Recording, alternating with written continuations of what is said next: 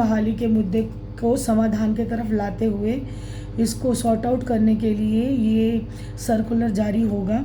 ये न्यूज़पेपर में भी आएगा।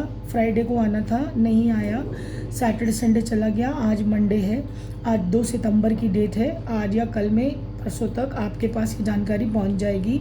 उसके हिसाब से आपको 30 दिन का टाइम मिलेगा। मैं आपको ये जानकारी भी दे दूं कि आपको अपने आप को स्वस्थ रख के अपने कुछ दस्तावेज़ तैयार करने हैं, वो भी बता देती हूँ। आपको अपनी मिसेस का यानी वाइफ का, अपनी अर्धांगिनी का आधार कार्ड, दोनों के जॉइंट फ़ोटोग्राफ, दोनों की पासपोर्ट साइज़ फ़ोटो अलग अलग भी और जॉइंट भी, और उनके जो आपका जॉइंट अकाउंट होना चाहिए, अगर नहीं है तो आप वो खुलवा लीजिए, दोनों का जॉइंट अकाउंट और उसकी पासबुक की फ्रंट पेज की कॉपी, दोनों के आधार कार्ड, दोनों के pan card, passport size photograph, joint भी अलग अलग भी, ये सब आप तैयार रखिएगा। और जैसा कि मैंने आपको लिस्ट कई बार दी है और डॉक्यूमेंट्स बताए हैं, जिसमें कि आपका डीटीसी विभाग से आपको जारी किया गया टोकन नंबर होगा, आपका बैच नंबर होगा, आपका वीआरएस के सर्टिफिकेट डॉक्यूमेंट होंगे या रिटायरमेंट के पेपर होंगे, आपकी date of joining, date of retirement, आपकी टोटल क्वालिफाइंग सर्विस कितनी है वो होगी।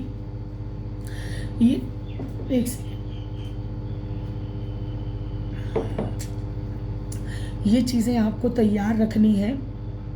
और इसी हफ्ते में उम्मीद है कि हमारे पास सर्कुलर भी आ जाएगा और आप लोगों के पास इन्फॉर्मेशन तो न्यूज़पेपर के माध्यम से आएगी या मेरे माध्यम से आएगी, या मेरे जैसे जो भी आपके साथ जुड़े हुए कर्मचारी हैं और जो भी इसके लिए मेहनत कर रहे हैं पेंशन आपके तक पहुंचाने के लिए, उनकी तरफ से आएगी।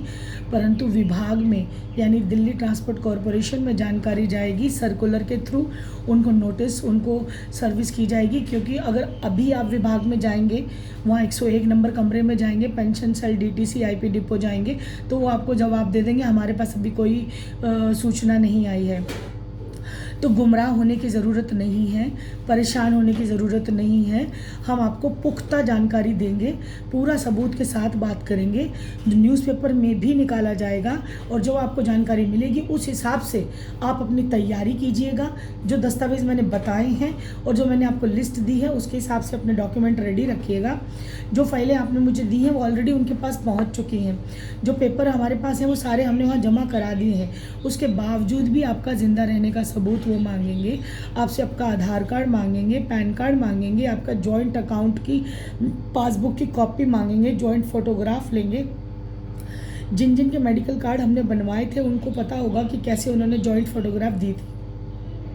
और जिनके मेडिकल कार्ड बाई चांस नहीं मिले हैं और नहीं आए हैं अभी तक नहीं बनवाए हैं, वो कृपया करके अपने पेपर तैयार कर लें और वो भी बनवा लें, क्योंकि मेडिकल भी कैशलेस होगा आपका और पेंशन का पैसा भी आएगा। और एरियर की बात हम अभी नहीं करेंगे, क्योंकि बहुत सीनियर कर्मचारी हैं जिनसे मेरी बात हुई है, जिन भागमल साहब से और अपने विजेंद्र अंकल जी से, जिन्होंने मुझे समझाया और बताया है। और आप लोगों को भी ये जानकारी देने के लिए कहा है कि आप लोग अपने सारे दस्तावेज़ तैयार कर लें, पैनिक ना लें, परेशान ना हो, डॉक्यूमेंट सारे रेडी रखें और अभी भगदड़ ना मचाएं।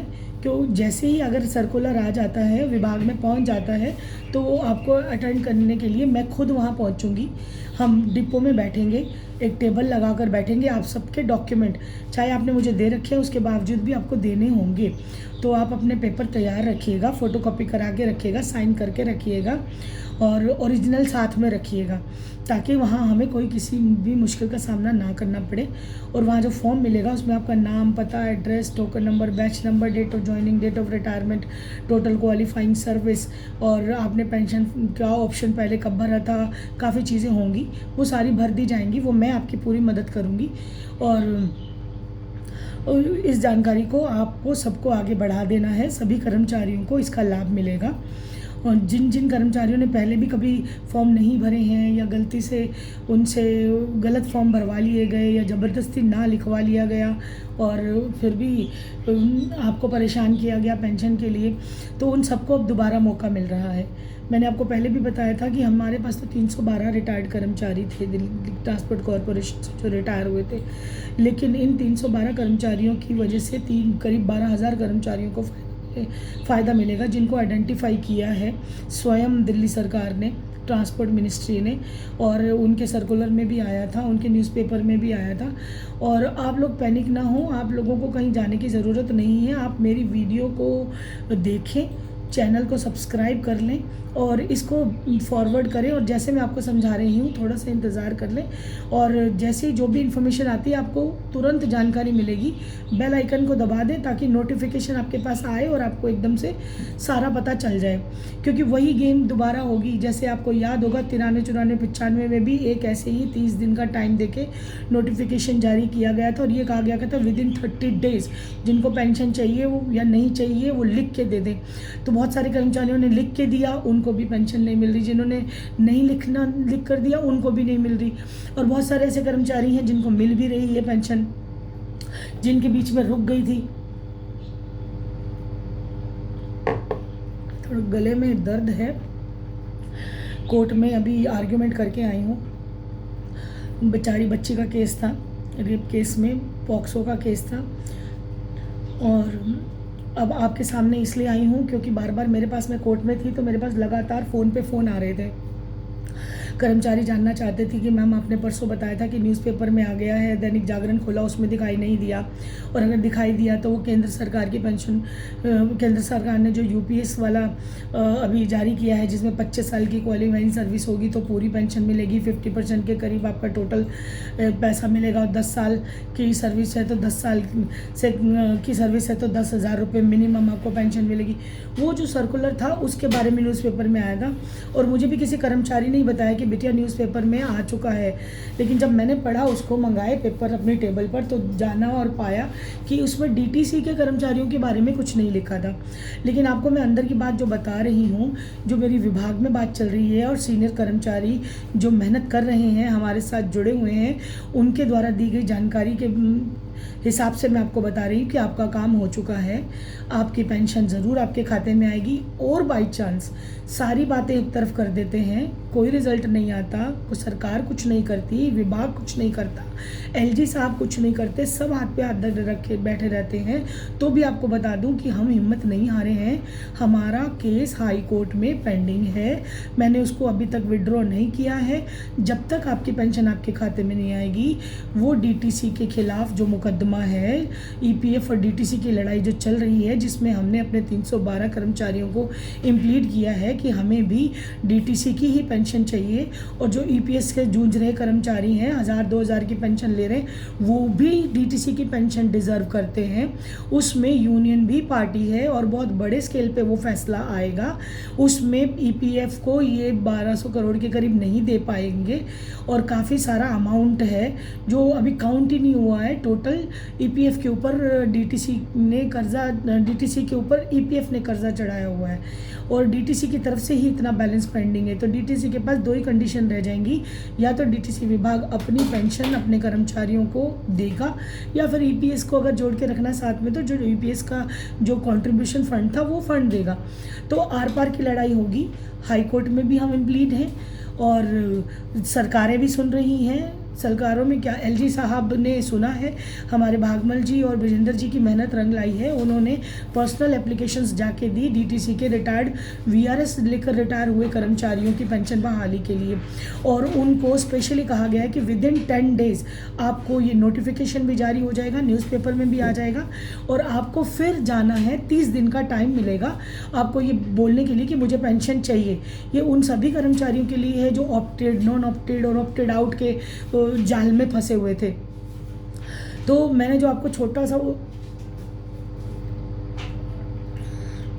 दिखाया है, कटिंग दिखाई है न्यूज़, उसकी जो सर्कुलर की डिटेल आई है मेरे पास, वो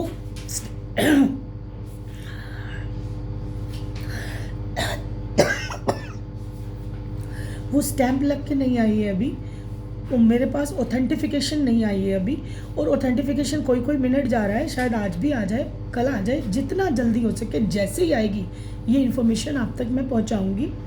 मैं कोई मीडिया रिपोर्टर नहीं हूँ, न कोई न्यूज़ चैनल नहीं चलाती हूँ, या मुझे कोई फर्स्ट कम फर्स्ट वाला कोई इनाम नहीं जीतना है। मुझे तो कर्मचारियों की पेंशन से मतलब है।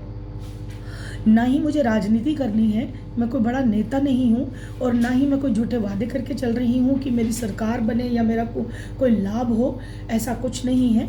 एक वकील होने के नाते, एक इंसान होने के नाते, एक लड़की होने के नाते, एक बुज़ुर्गों की सेवा का भाव मन में लेकर उनके लिए काम करने के नाते मैं आपके साथ जुड़ती हूँ, आपको जानकारी देती हूँ और आपके लिए कार्य करती हूँ, और आप लोगों के दुख सुख में आपके साथ खड़ी होती हूँ और कोशिश करती हूँ आपको जितना से जल्दी से जल्दी हो सके आपको न्याय मिले, और आपको आपका जीने का अधिकार, आपकी पेंशन मिले, आपका एरियर का रुका हुआ पैसा आराम से आपको दे दे दिल्ली ट्रांसपोर्ट कॉरपोरेशन, और साथ में आपको डीटीसी से ही कैशलेस मेडिकल स्कीम भी आपको उसका लाभ भी मिले, और वो होगी।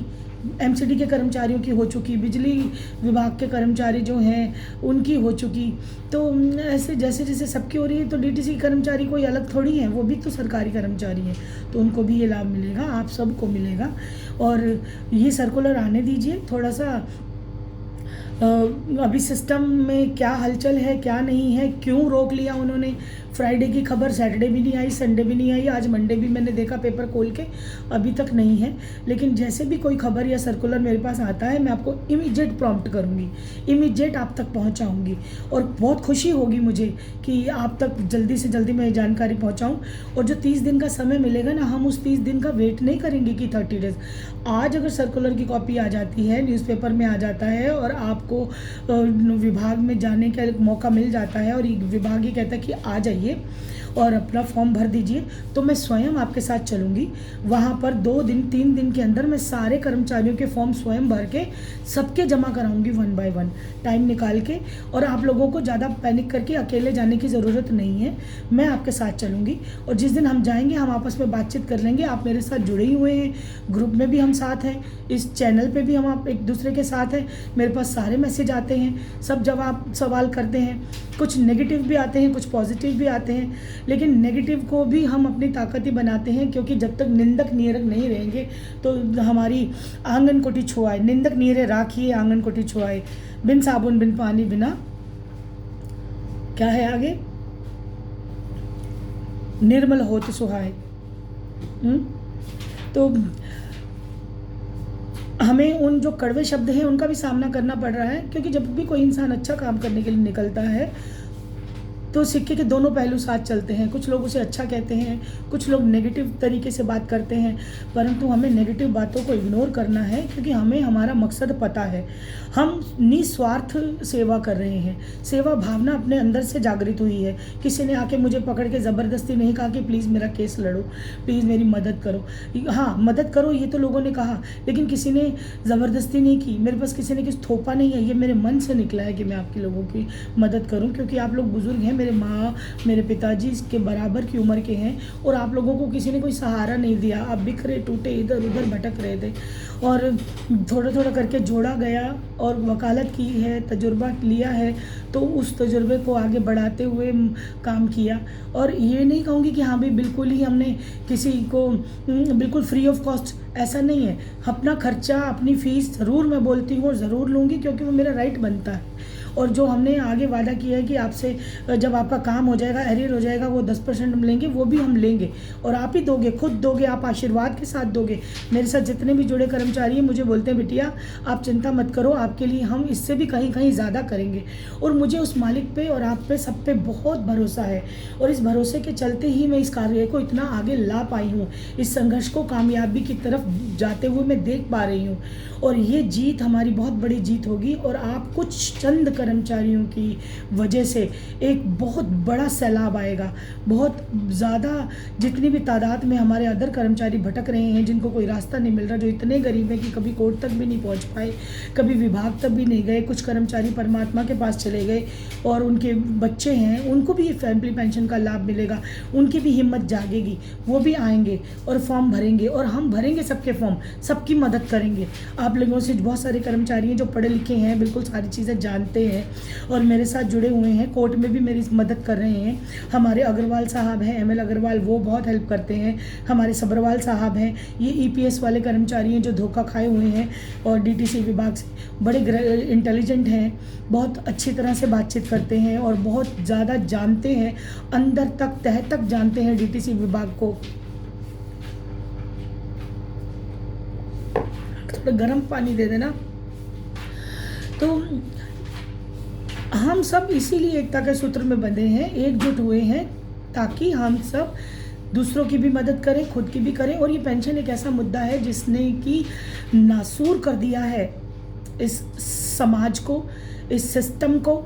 और समाज, जितने भी समाज में रहने वाले व्यक्ति हैं, जो बुजुर्ग हैं, जो सीनियर सिटीज़न हैं, उनकी सीनियरिटी, उनकी वरिष्ठता को, उन वरिष्ठ नागरिकों की तड़प को अंदर तक झुंझला दिया है। एक एक कर्मचारी की आत्मा अंदर से रो रही है कि ये सिस्टम कैसे चल रहा है, ये देश कैसे चल रहा है। एक देश में, एक विभाग में 5-5, 6-6 तरह की पेंशन, 7-8 तरह की पेंशन, नई पेंशन स्कीम, पुरानी pension scheme, United pension scheme, EPS वाली पेंशन स्कीम, हर विभाग की अपनी पेंशन स्कीम, बुजुर्गों की pension scheme, window pension scheme, हाँ, डिवोर्सी पेंशन स्कीम।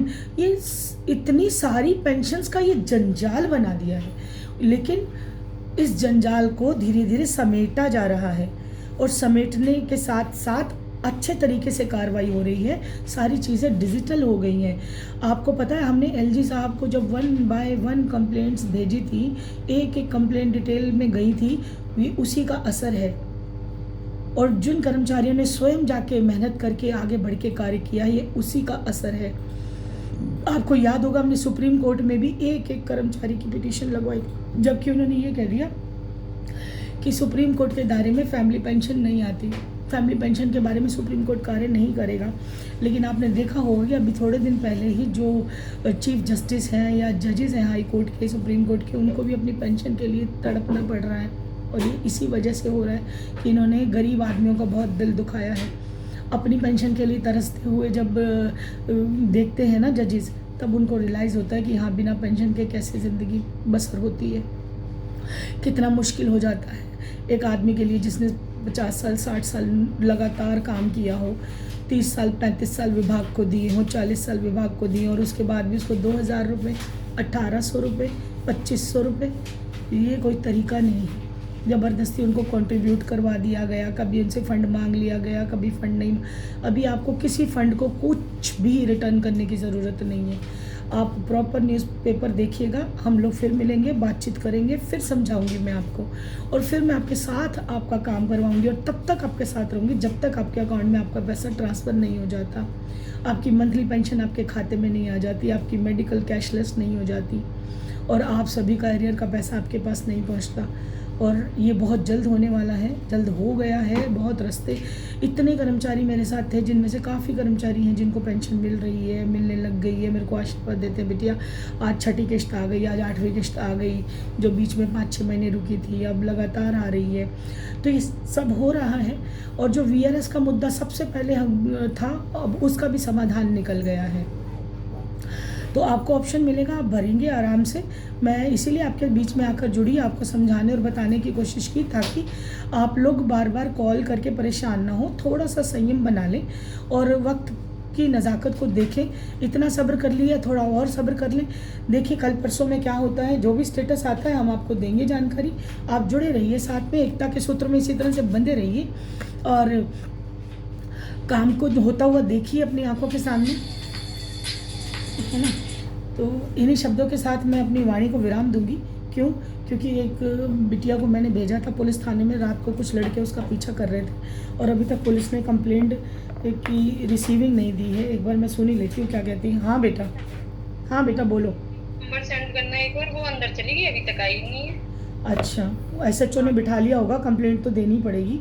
चलो मैं आपको नंबर शेयर करती हूँ बेटा। ठीक है, ठीक है। तो काम सारे करने पड़ते हैं बुज़ुर्गों के लिए, लड़कियों के लिए, उनकी मदद करना, उनको सुरक्षा देना, उनकी हेल्प करना, जो मासूम बच्चे हैं उनका सहारा बनना, यही मेरा फ़र्ज़ है। क्योंकि हम उम्र के इस पड़ाव पे हैं कि हमारे साथ हमारे सीनियर भी हैं जो हमसे बड़े हैं, 60 साल से ऊपर हो चुके हैं, बुज़ुर्ग हैं, और हमारे साथ बच्चे भी हैं। मेरा खुद का बेटा ही 16 साल का है, और आप लोगों के बच्चे हैं, ये बच्चियां हैं जिनके लिए मुझे मदद करनी है, और मैं किसी का साथ छोड़ नहीं सकती। किसी को ऐसे राह में नहीं छोड़ सकती, क्योंकि वो अब मैं नहीं सहारा बनूंगी तो कौन बनेगा। और हमारे जैसे लोगों को ही आगे बढ़ना होगा, आना होगा। और जो मेरे हम उम्र हैं, मेरे दोस्त हैं, मेरे भाई बंदी हैं, मेरी बहनें हैं और मेरे परिवार के लोग हैं, और इतना बड़ा समाज में जो मेरे साथ जुड़े हुए इतने कर्मचारी हैं, करीब 3000 कर्मचारी मेरे साथ ऑनलाइन जुड़ते हैं और मुझे सुनते हैं, जानते हैं। और 12,000 से ज़्यादा कर्मचारी हैं जो देखते हैं, ना लाइक करते हैं ना शेयर करते हैं। कोई प्रॉब्लम नहीं है, आपका मन करे तो कीजिए, ना करे तो जैसा आपका दिल करे। मुझे इन चीज़ों से कोई फ़र्क नहीं पड़ता।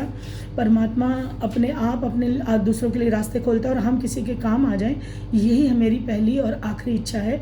और आप लोगों की जितनी मदद हो सके मैं करूं, और मेरी मदद ऊपर वाला करेगा। आप लोगों की दुआएं मिलेंगी, आप लोगों का प्यार और सहयोग जो मिल रहा है उससे मजबूती बढ़ रही है और मज़ा आ रहा है।